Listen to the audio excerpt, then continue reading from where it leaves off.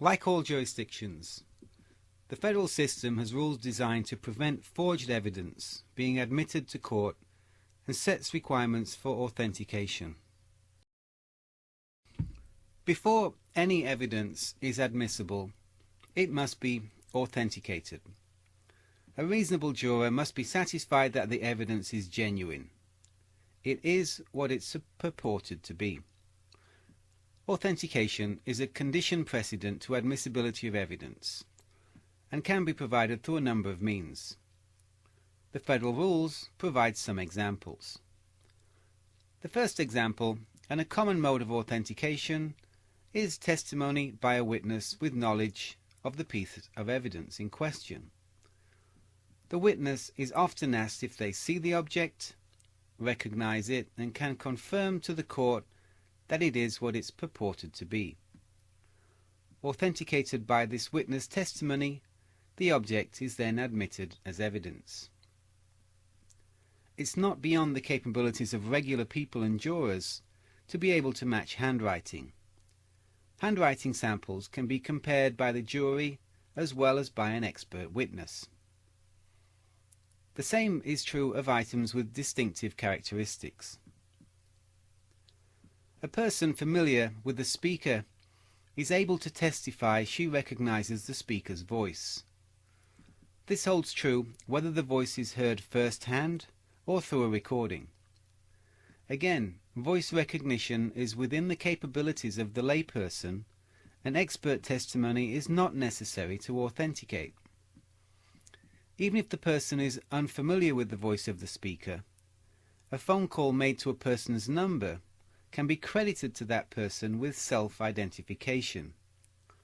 So Fred will be identified as the speaker if a call is made to Fred's phone number and the call is answered, "Hello, Fred speaking."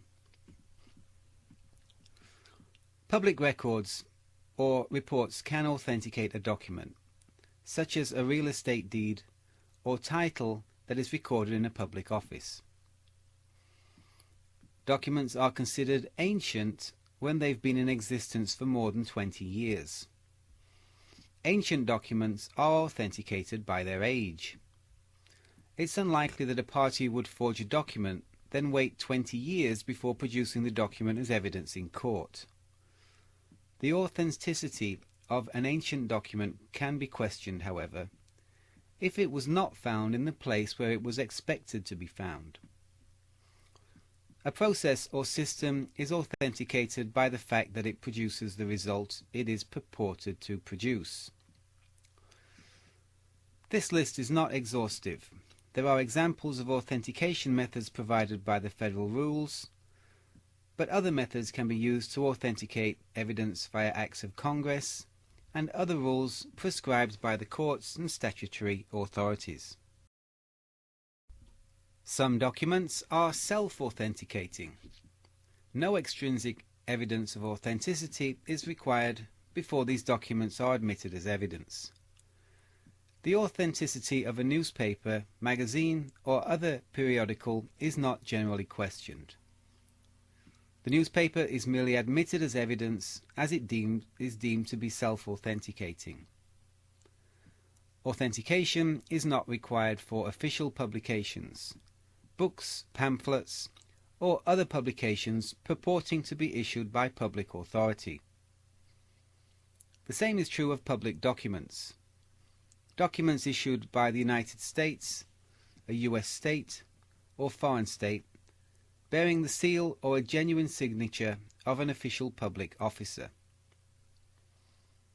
Commercial paper such as bonds and negotiable instruments are self-authenticating.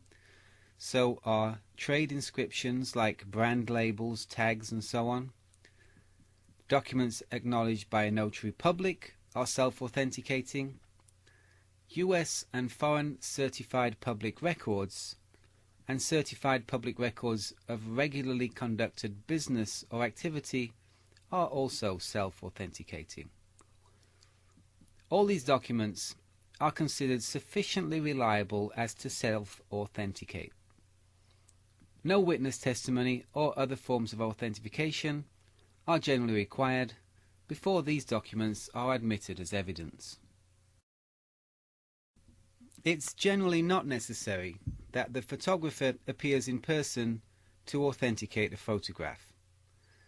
The image can be authenticated by another witness, testifying the photo presents a fair and accurate representation of what it is purported to show. The same is true of sketches and models presented to the court. They merely require witness testimony that they are fair and accurate representations. The court wants to know if the evidence is the same item and is in substantially the same condition as when it was retrieved. It's now common practice for police to tag each piece of evidence and keep a record of the chain of custody up to the point the evidence appears in court.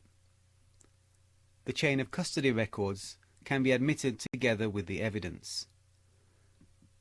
Proponents of the evidence need to show by preponderance that the evidence is what it's purported to be. Even items with a questionable chain of custody can be admitted. They may be given little weight by the jury, but they can be admitted nevertheless. The best evidence rule is something of a misnomer. It does not require a party to present the best evidence possible.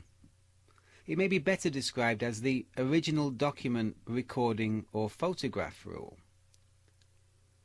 When the content of a writing, recording, or photograph are at issue in the case, the original writing, recording, or photograph is required as evidence. The original is not necessary where the evidence is merely provided to support the witness testimony, only when the content and authentication of the document, recording, or photograph have legal significance, as in a copyright case. The original photograph of a crime scene, to illustrate the scenario to the jury, is not required under this rule. However, the original photograph may be required in a copyright case, where the photograph itself is at issue. An original photograph is the negative and a print made from the negative. The original does not have to be unique. There may be duplicate originals where several prints were made from a photo negative, or where duplicate originals are made of a contract. Recognizing the advent of accurate copying devices, duplicates are now accepted unless genuine questions of authenticity are raised, or it would be unfair to admit the duplicate. Where the original has been lost or destroyed, it cannot be submitted as evidence, and a duplicate or copy or description may be admitted. This exception does not apply where the original was lost or destroyed in bad faith, perhaps by a party to the case. This was a situation in the case involving an artist claiming Star Wars movie designs and characters were copied from his original drawings. The artist told the court he destroyed the originals, but produced renditions of them after the movie was produced. The post-movie renditions were inadmissible under the best evidence rule. The designs were at issue in the case and had legal significance. The artist was required to produce the originals. Normally, originals are not necessary when they're lost or destroyed. But in this case, the originals were destroyed by the plaintiff himself.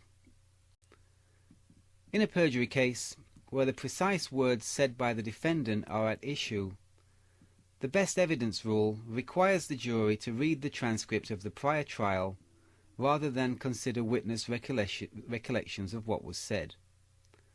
The precise language used is of legal significance, and the transcript is better evidence than witness recollections.